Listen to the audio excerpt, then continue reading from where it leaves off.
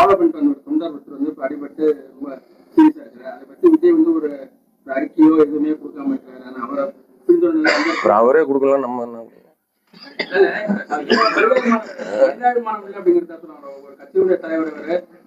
இல்ல என்னன்னா கும்பல் கூடுங்க, கொஞ்சம் ஜாக்கிரதையா தான் நம்ம இருந்துக்கணும். ஒரு ஒரு போறாங்கன்னா அந்த வண்டியை பின்தொடர்ந்து போறதுலாம் ரொம்ப தவறானதுதான். அது ஏன் அந்த அளவுக்கு இருக்கணும்?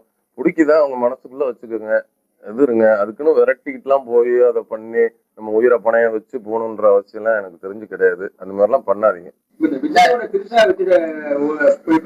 இப்ப அந்த காரை யாரு வச்சிருக்கா? அதாங்க எனக்கு வேலை. நீங்க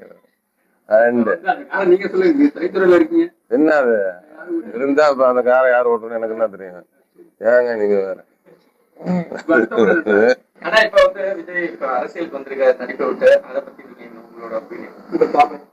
என்னுடைய பார்வை என்ன, எல்லாத்து பார்வை மாதிரிதான் என்னோட பார்வை.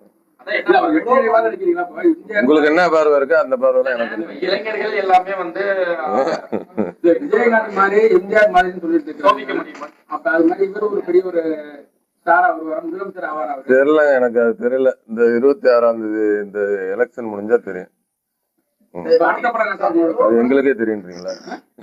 எலெக்ஷன் முடிஞ்சா தெரியும், அது எங்களுக்கும் தெரியும். நீங்க எப்படி பாக்குறீங்களோ அதே மாதிரிதான் நானும் பாக்குறேன்.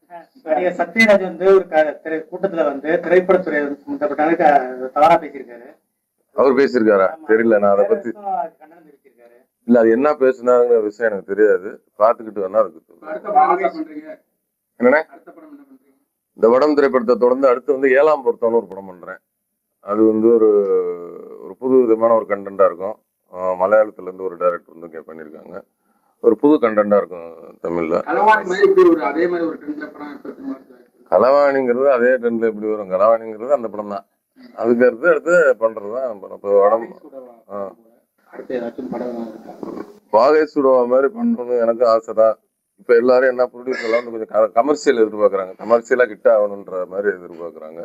அதனால என்ன படம் நல்ல கதையா இருக்கிறதோ அது மாதிரி தேர்ந்தெடுத்து பண்ணுவோம். தஞ்சை மாவட்டம் எனக்கு ரொம்ப நெருங்கின மாவட்டம் தான். எனக்கு இந்த சுதாகர் பங்கலையா இருக்கட்டும், சர்க்குணமா இருக்கட்டும், நிறைய பேர் எனக்கு என்னுடைய நான் நல்லா இருக்கணும்னு நினைக்கிற நல்ல இதயங்கள்லாம் அந்த தஞ்சை மண்ணில் இருக்கிறாங்க. அதே மாதிரி ஒரு சுதாகர் பங்கலையா இருக்கட்டும், சர்க்குணமா இருக்கட்டும், எல்லாரும் நான் நடிச்ச இந்த களவாணி படமும் இந்த மண் சார்ந்த படம் தான்.